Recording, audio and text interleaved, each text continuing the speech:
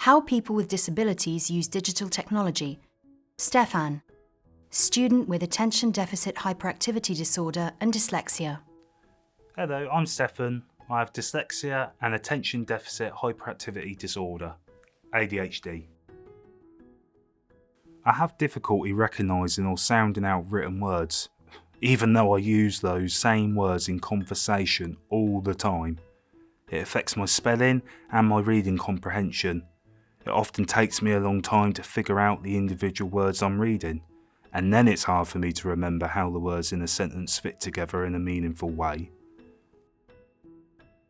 Digital books and documents are often much better for me, on the computer, on a tablet, or my favourite, on my new e-reader. I can change the font type, text size and line spacing, which makes it easier for me to read. I also use the read aloud function because I read better when I can see and hear the text at the same time. It also highlights the words being read aloud and has a reading ruler so that I can follow along more easily. Sometimes though, digital books and documents don't work well. Sometimes they're just scanned images. These also can't be read aloud and I can't change the text size and font. Some don't have bookmarks which I use to jump to the parts I want to focus on, or there are long chunks or text without any headings, so I have difficulty focusing on the content. It's so much easier when text has more spacing and graphics to make them easier to follow. Another problem is when I have to do online research. I type in words but sometimes I do it wrong or use a different word that sounds the same, like break when I mean break.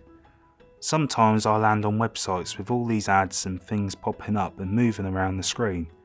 With ADHD, I get distracted by these ads and videos, and sometimes I click on them and I forget what I was meant to be doing. I use several pop-up blockers, but they don't always work. When I find an article I want to read, I try to remember to switch to reading mode in my browser.